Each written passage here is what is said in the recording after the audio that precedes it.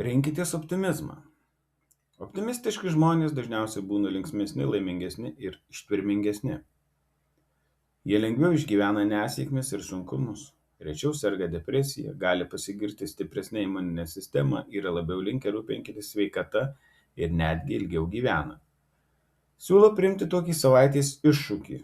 Paprašykite draugų, šeimos narių ar kolegų atkreipti jūsų dėmesį kaskart, kai atrodysit netekęs optimizmo. Arba, jei trokštate rimtesnio iššūkio, paimkite stiklainį ir vos pajutęs pesimistinę nuotaiką, meskite į jį tam tikrą pinigų sumą. Savaitės pabaigoje tuos pinigus paaukokite labdarai. Pamėginkite ir pamatysite, kaip pasikeis jūsų laimės lygis. Jei galėtumėte savo vaikui palinkėti vienintelio dalyko, nuoširdžiai patariu palinkėti optimizmo.